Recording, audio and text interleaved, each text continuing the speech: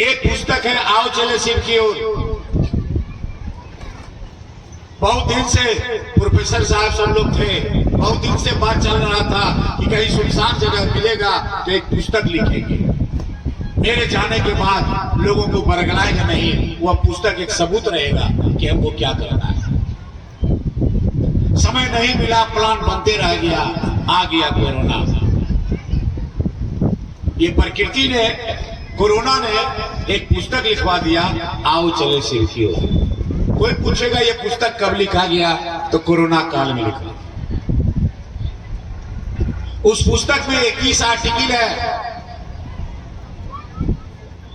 सारे जिज्ञासा का समाधान है। किस वेद में, किस उपनिषद में, रामायण में, गीता में, कहां से गुरु की बात लिखा हुआ है, उस सब उसमें लिखा हुआ है।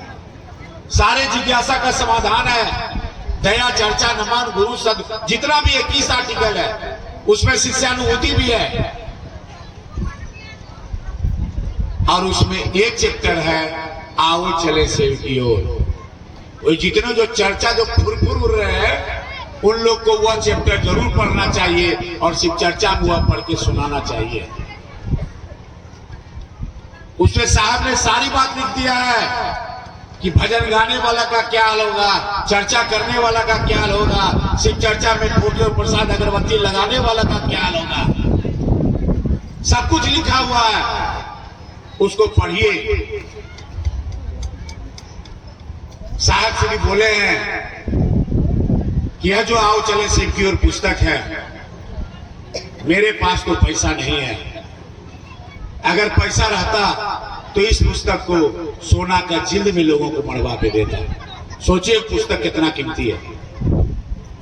10,000 साल में शिव गुरु की बात हुई है, लेकिन शिव का शिष्य कैसे बना जाए, यह संसार में पहली बार हरिंदान जी के मुख से निकला।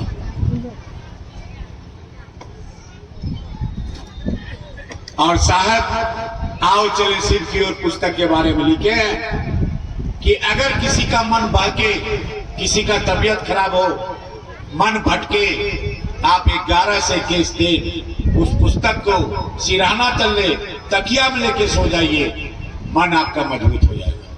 सोचिए पुस्तक कितना पावरफुल है।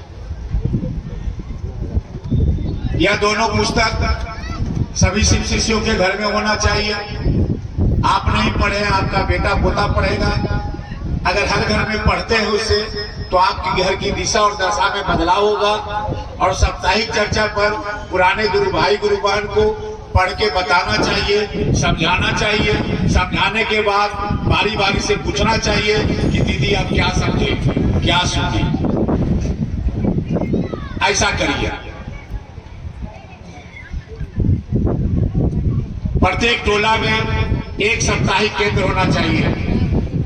साप्ताहिक केंद्र मतलब कि 6 दिन हमने क्या क्या किया और 6 दिन आगे हमने क्या क्या करेंगे, क्या क्या प्रश्न था, ये उस चर्चा में पुराने गुरु भाई गुरु बहन रहेंगे, बैठ के आपस में बातचीत करेंगे।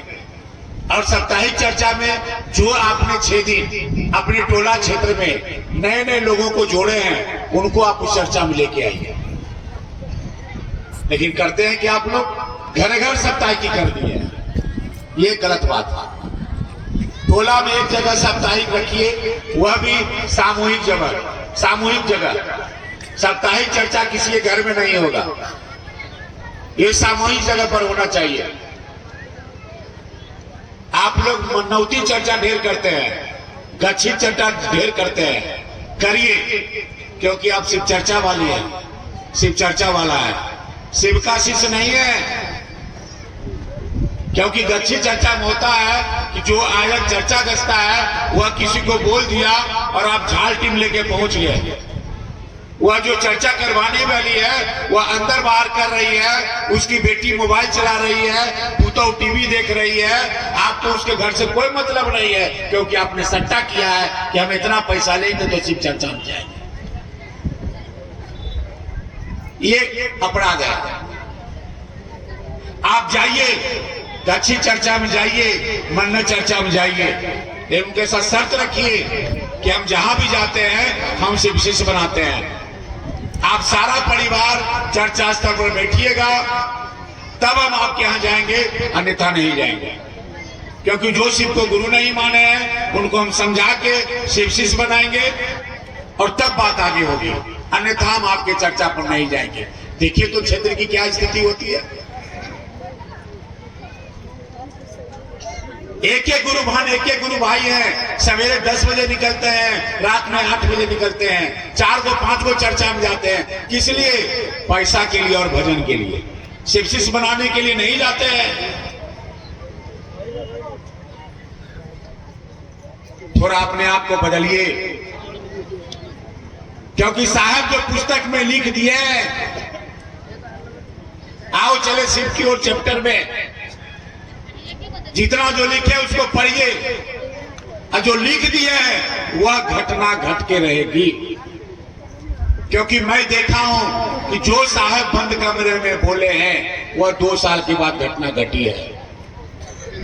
साहब 73वां जन्मदिन था, साहब बोले कि इस बार आप लोग जन्मदिन मना लीजिए, 74वां में मैं नहीं रहूंगा। और साहब बोले वह हुआ। साहब बोले कि मैं खाऊंगा होटल में, मरूंगा हॉस्पिटल में, वह घटना घटी।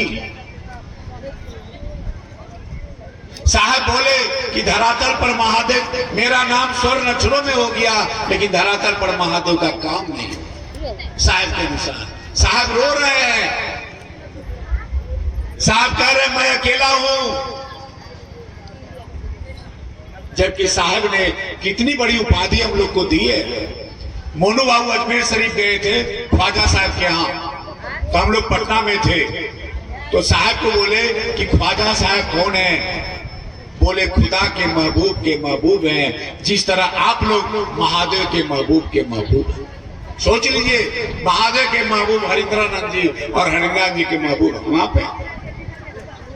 कितनी बड़ी उपाधि आपको दे रहे हैं और हम आप क्या कर रहे हैं? थोड़ा भी तो विचारिए। हर पंथ में उत्तराधिकारी होता है, शरीर छोड़ता है तो कोई न कोई उत्तराधिकारी होता है।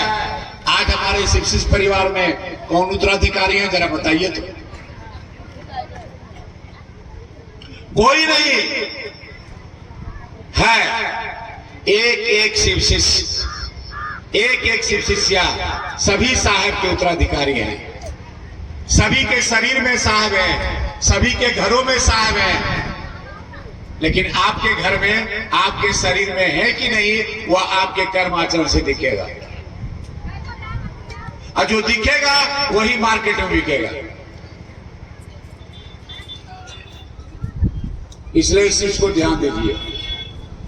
चर्चा में जाइए, भजन जितना कम करिए उतना बढ़िया होगा। और भजन जो भी गाइए उसमें तीनों सूत्र होना चाहिए। गंगा जलवा, बेलपतरवा, भैंसुरवा, ससुरवा, ये सब भजन नहीं होना चाहिए। क्योंकि महिला लोग भोला बाबा पर खाली गुरु डाल देती है, लेकिन भाव रहता है भोला बाबा। भाव होना चाहिए कि अपने गुरु का भजन गा रहे हैं। भजन को कम कीजिए, चर्चा को अधिक कीजिए, क्योंकि 3 सूत्र में कहीं नहीं भजन है। इसलिए आप लोगों को साहब की बात को समझना चाहिए। और साहब है, साहब मदद कर रहे हैं। साहब के शरीर छोड़ने के बाद महादेव काम में रफ्तार बढ़ा है, 50 गुना रफ्तार बढ़ा है। बहुत लोगों में बदलाव आया है। बहुत लोग ये भी बोल रहे हैं मुखिया नहीं तो मुख्यालय क्या। वैसे लोगों से बच के रहना चाहिए, वे रांगा सियार है। वैसे लोगों को चर्चा में बुलाना चाहिए और न चर्चा में जाना चाहिए। दोनों अपराध है, बुलाना और जाना। क्योंकि साहब है, साहब जन्म जन्मांतर तक रहेंगे, कहीं साहब नहीं गए, साहब है।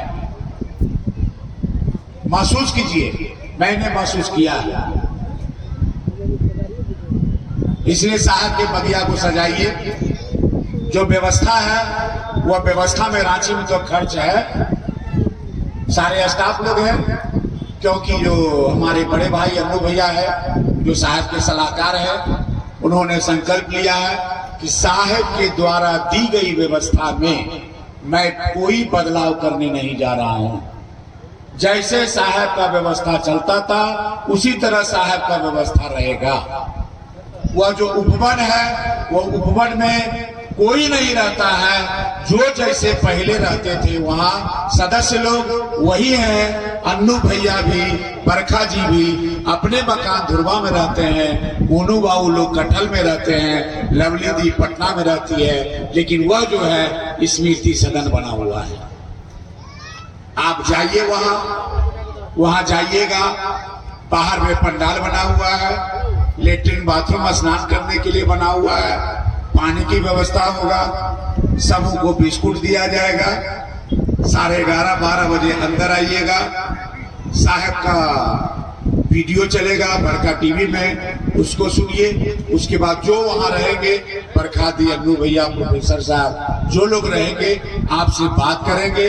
बात करने के बाद साहब जहां रात में, दिन में तो देखिएगा साहब का लगा हुआ है, फिर आप जो रात में जो बैठक होता था उस हॉल से, साहब के रूम से आप बाहर निकलिएगा और देखिएगा साहब कुर्सी पर पालथी मार के बैठे हुए हैं। वह कुर्सी को प्रणाम कीजिए। उसके बाद बगल में एक दरवाजा है, उस रूम में साहब रहते थे। बगल में शीशा में शोकेस है, साहब का सब यादगारी है, घड़ी है, जूता है, चप्पल है, कपड़ा है, सारा चीज रखा हुआ है। प्रणाम करके निकलिएगा। जैसे बाहर निकलिएगा वहां जो व्यवस्था होगा, आपको प्रसाद दिया जाएगा, 300 का कार्ड दिया जाएगा, स्टिकर दिया जाएगा। अगर शिष्यानुभूति अवेलेबल रहेगा तो आपको शिष्यानुभूति दिया जाएगा। बताइए सब में खर्च है कि नहीं? जाने के बाद पता चलेगा। और जाना चाहिए। मेरे आध्यात्मिक पिता का घर हुआ, कौन माई का लाल रोकेगा भाई? और काहे को रोकेगा?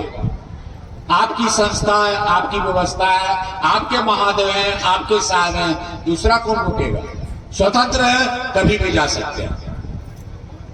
आप लोग बड़े सौभाग्यशाली हैं कि हमारे शिव परिवार के अध्यक्ष साहब श्री प्रोफेसर साहब मंडल साहब, जो साहब के शैक्षणिक गुरु भी है,